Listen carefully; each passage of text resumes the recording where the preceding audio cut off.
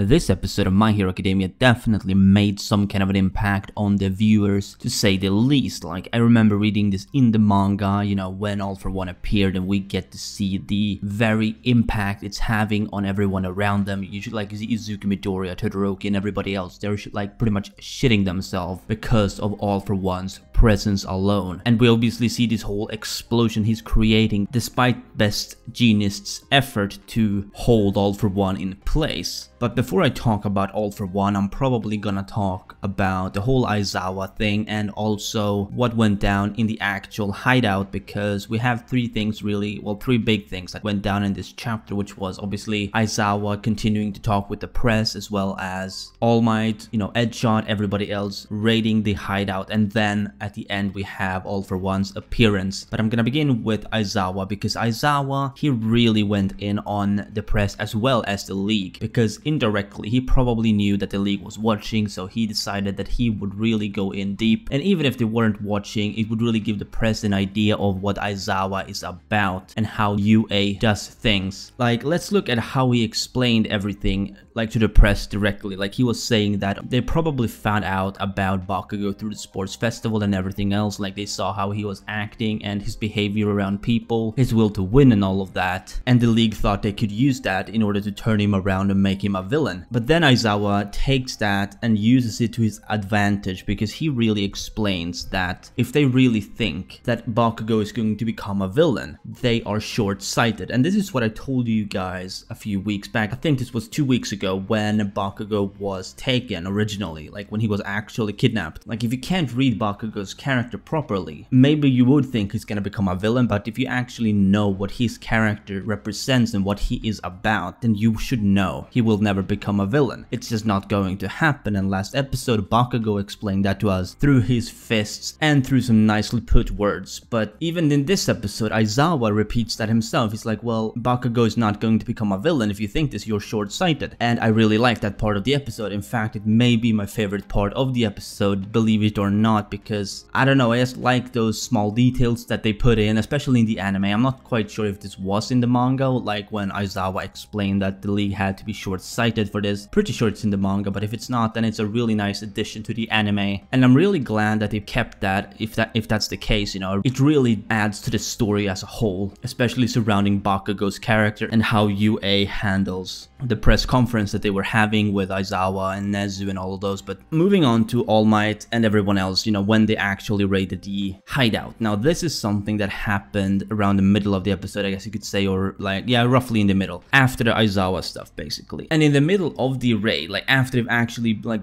busted their way through, and you know, they're having the League apprehended pretty much, you know, all of the League members are being held in position by Kamui Woods, and we have, you know, All Might, who's just secured Bakugo and all of that, and then All For One steps into the fray, and you know, we see Bakugo being taken away. Now, one of my favorite parts of this episode, like one of them, not necessarily the favorite, but definitely one of them, would be when Bakugo is being transported away by All For One, and we see All Might just freaking out. Like, we see this massive shout when he realizes that he was there to save Bakugo and he slipped through his fingers. Like, he was taken away from him, much like Bakugo was taken away from Deku in the training camp. It's a very similar thing, except in this case he was even holding Bakugo, whereas Deku obviously didn't. And All Might is supposed to be the symbol of peace, so that probably affected him personally a lot, even if it didn't really affect, you know, society as a whole, because obviously no one really knew that he was there. But we also got to see Shigaraki's backstory. Well, very little of it, but we got to see some backstory on Shigaraki from when he was a kid, and we saw All For One and him discussing, and you know, All For One has obviously manipulated Shigaraki ever since he was a child. Like, we see how All For One, he was there from the very beginning. When Shigaraki was very young, All For One stepped in to, I guess, start the manipulation process, especially given what connection he has to All Might. Not really gonna get into that, but there is a connection, and obviously All For One wants to exploit that. He wants to use everything he can in order to get under All Might's skin, and this is probably the best way he could think of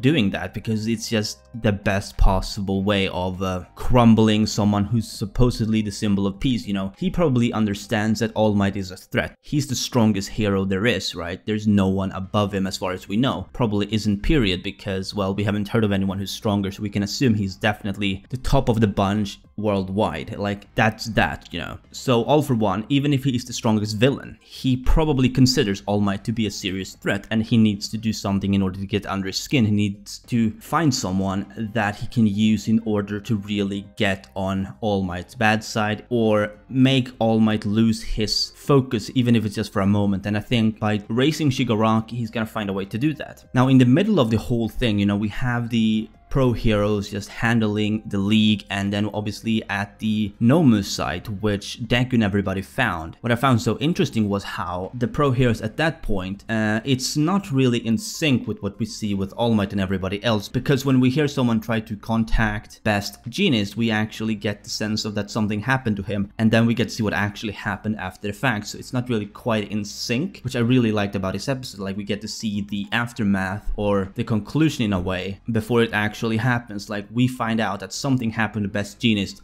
before we got to see what went down. And that said moment was obviously at the very end of the episode, like at the very end, and then the post-credit scene finished the whole moment off by introducing All For One as a character. Like, we get to see his full appearance. So next episode, I think something crazy is going to happen. But what's so funny, or not funny, but what's so interesting about the whole thing surrounding the Best Genius position is that Deku, Momo, Kirishima, Ida, and Todoroki, they're all there as well. Like, they can see everything that's happening. Like, they can just feel All For One's presence, and they are absolutely shitting themselves just being there, you know. Yes, they can just feel the presence. I think Deku or someone said that they were receiving hallucinations of their own death, and that is crazy to think about.